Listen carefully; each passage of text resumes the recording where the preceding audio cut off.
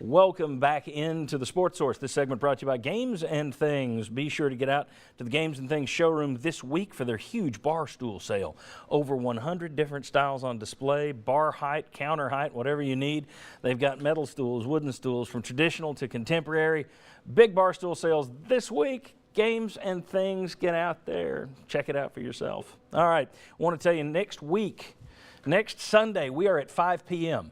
Every Memorial Day weekend, it's the Indy 500, and we move to 5 o'clock.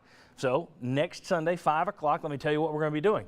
This is going to be our 15th anniversary season. So this summer, we're going to have some shows where we look back since we've been on the air over the last 15 years, and we look at the best this, the worst that. Next week, the biggest heroes and villains for UT football over the last 15 years.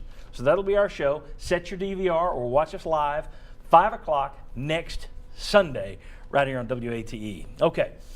This past week, SECCountry.com put up a poll asking Vol fans to weigh in on the job Butch Jones is doing. It's his approval rating. It's not scientific, obviously. 1,100 people voted, so a pretty good number of online people. It's skewed in terms, this is a Tennessee site on SECCountry.com, so that could either make it really bad or really good. Let's take a look at the numbers.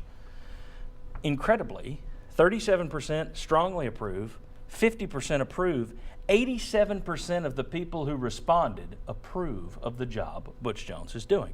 9% disapprove, 4% strongly disapprove. Are you surprised? Are you buying it? 87% is pretty darn strong. That is pretty strong. I mean, even 75% might be, strong. I realize the negative folks are louder.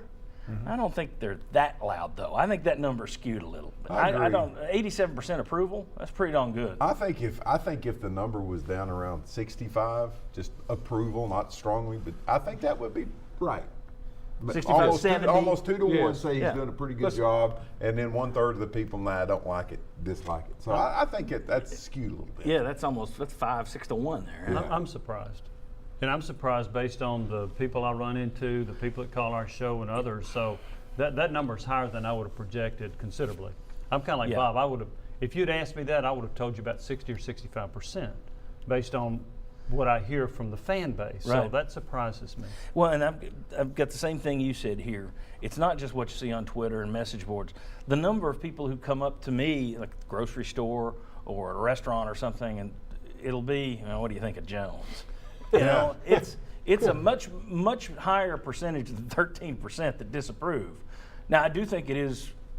I think there are more people easily that approve, but 87 to 13, that seems skewed to me. Quickly, I'll say this: Butch Jones would be shocked by that number.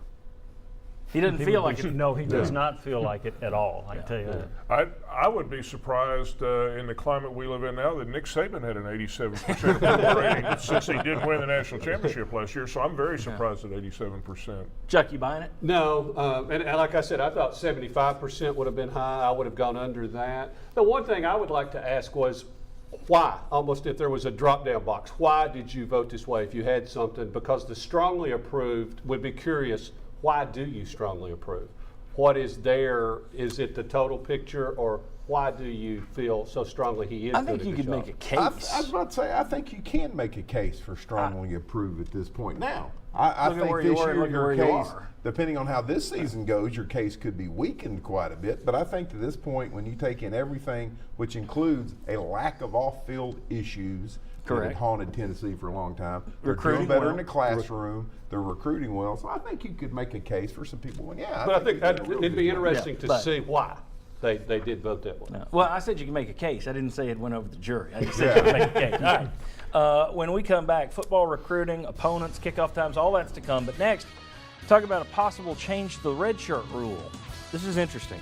Coaches everywhere are for it. We'll see what these guys have to say about it. Come on back.